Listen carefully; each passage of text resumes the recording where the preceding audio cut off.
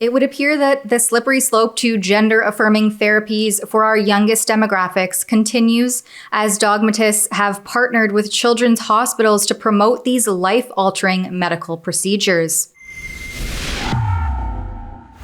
Tamara Ugolini here with Rebel News, and something interesting came across my desk 2 weeks ago. It was a letter posted by Ray Blanchard. He's a professor of psychiatry at the University of Toronto with a bachelor in psychology and a PhD. His work is specific to adults, but it includes extensive research on paraphilias, gender identity disorders, and sexual orientation. The letter that he posted was from the Children's Hospital in London, Ontario, that is part of the London Health Sciences Centre. Based on the letterhead, it was also done in partnership with Gender Pathways Service, a service whose byline reads that they help youth navigate their future. But what future is that exactly? Apparently, it's one that runs a high risk of fertility impairment and sterility. The letter reads, "Given the distress that can be associated with gender dysphoria, we have also included information on puberty blockers that can be started prior to the initial appointment. We have included a Lupron Depot information sheet." Yes, you read that right. Puberty blockers can be started prior to even having a consultation. I immediately set out searching for this entire document. But oddly, I wasn't able to find anything at all about Gender Pathways services on either the London Children's Hospital website or the London Health Sciences Centre website. But I did see a previous partnership with Gender Pathways and the London Children's Hospital about an online webinar that they hosted in April of 2021. Just to give you a little sneak peek into what Gender Pathway Services is, you can see that they started in 2016 and since that time have more than quadrupled their referrals. Interesting. They are a multidisciplinary service within the Division of Pediatric Endocrinology, which is the study of hormones. They cite a trans youth CAN study that used data from 10 medical clinics that provide gender-affirming medical care to youth across Canada. Looks like most of those are in southeastern Ontario. During that study, they found that of the youth they served, 82% of them were females, and 92% of those females identified as males. That pales in comparison to the 18% of males seeking the same service. On page 9 of their slideshow, they list the average age that youth realized their gender was different from what others called them. And that was at 9 years old. Age 12 is the average age that these youth start living in their gender. And within a year, at 13, is the average age when they'll be referred to a gender clinic, with their first medical appointment being a mere few months to a year later, at an average age of 14. You know, the prime age of teenagerhood, where they think they know everything, but in fact know basically nothing at all. When the frontal lobe, the epicenter of reasonable and rational thought, is still in prime stages of development. Aside from this concerning presentation, I still wanted to find this information document. What I was able to find was a link to the Southwest Primary Care Alliance, which is a primary care sector in southwestern Ontario that aims to be the initial entry point to the health system for many patients and families. Apparently, they envisioned this site becoming a digital playground for primary care providers in the Southwest LHIN, that's the local health integration network. This is done in partnership with the Healthline.ca and the Southwest Local Integrated Health Network, which has a laundry list of bureaucrats on the Sunshine List with an astronomical number of 100 employees, to be exact, making anywhere from $100,000 to $294,000 every year. It's a combined almost $43 million every year in salaries. In case you're wondering who the people are leading the madness of our healthcare system, aside from this being a ridiculous amount of money for bureaucrats overseeing these kinds of programs, from that Southwest Primary Care Alliance, I was able to find the link to this full document. The first paragraph reads, "Welcome to the Gender Pathways Service, GPS, at Children's Hospital, London Health Sciences Centre. We are a small group of health professionals providing consultation, education, medical, and psychosocial support to youth and families who are questioning gender identity. The short information sheet points out a few concerns, such as the potential release of hormones after the first injection, leading to a mild advancement of puberty. This may lead to spot bleeding or a period. After the second injection, hormone production should be completely shut down. Families should be in touch with their healthcare provider if the child experiences continued bleeding, you don't say. After this brief page, there is the informed consent form. The first paragraph says, I am receiving treatment for gender dysphoria. I understand that this means that although I am genetically and biologically female, I think of myself as a male. I want to receive treatment that will stop further female puberty so that I can continue with counseling without the worry of permanent body changes happening out of my control. Right, so you can inflict permanent body changes instead within your control. Depending how far along my puberty is when I start Lupron, it may prevent further development of female body characteristics, such as breasts and broad hips that are very difficult or impossible to reverse.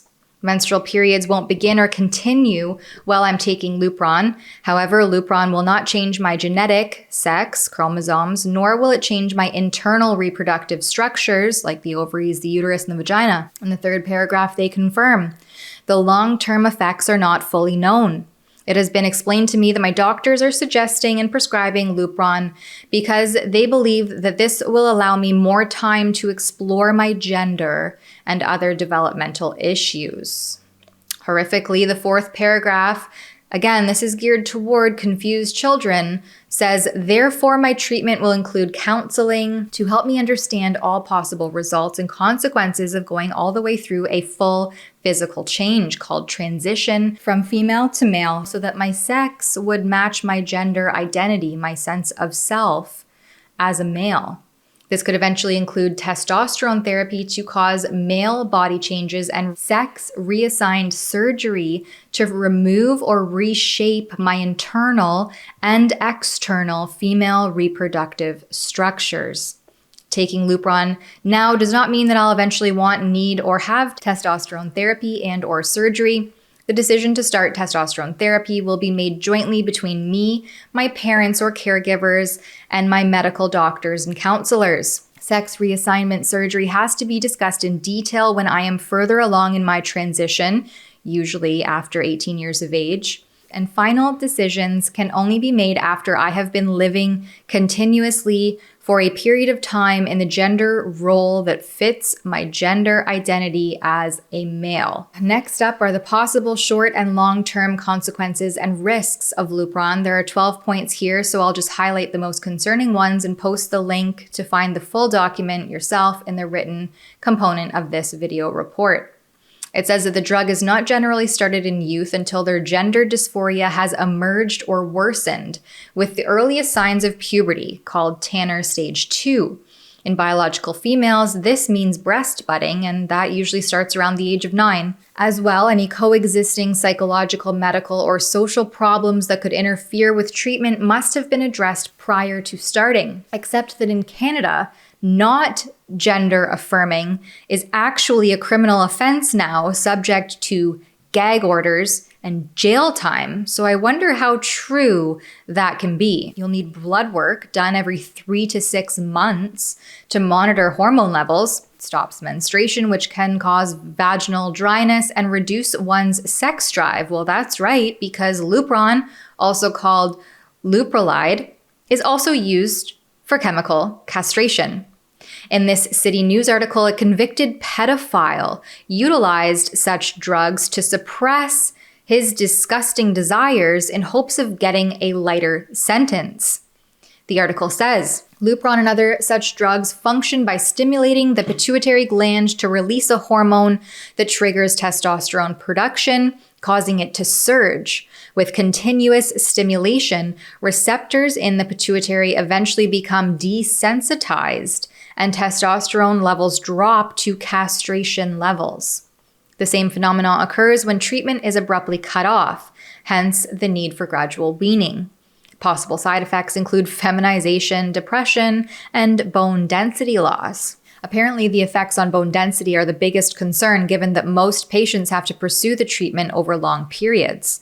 The rest of the short and long-term considerations and risks basically allude to the fact that puberty blocking affects and impairs fertility, as well as bone density and decreased calcium uptake that will maybe, hopefully, reverse once the drug is stopped.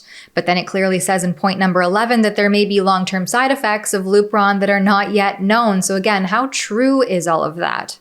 And this drug was recently given an FDA warning. As published by the American Academy of Pediatrics on July 1st, the new warning includes recommendations to monitor patients taking hormone replacement drugs for signs and symptoms of Pseudotumor cerebri, which is a brain condition that causes the same symptoms as a brain tumor, including headache, papilledema, which is swelling of the optic nerve, blurred or loss of vision, diplopia, pain behind the eye or pain with eye movement, tinnitus, dizziness, and nausea. All of this is happening while places like Boston Children's Hospital are offering gender-affirming hysterectomies to minors. Gender-affirming hysterectomy is very similar to most hysterectomies that occur. A hysterectomy itself is the removal of the uterus, the cervix, which is the opening of the uterus, and the fallopian tubes, which are attached to the sides of the uterus. Some gender-affirming hysterectomies will also include the removal of the ovaries, but that's technically a separate procedure called a bilateral oophorectomy. And not every gender-affirming hysterectomy includes that, and people who are getting gender-affirming hysterectomies do not have to have their ovaries removed. Does this sound like child endangerment to anyone else? For Rebel News, I'm Tamara Ugolini. It's questionable to me if youth can properly give informed consent when their brains are so underdeveloped, and understanding the long-term risks with certain medications isn't something that their often irrational brain can quite comprehend. It's exactly why what Tim Hortons Foundation camps have done by mandating all campers and staff aged 12 and up to be vaccinated to attend summer camps is especially shameful. We started a petition and exposed this otherwise secret policy at letkidscamp.com. You can head over there to check out all of my previous reporting on the subject and to sign the petition yourself, again at letkidscamp.com.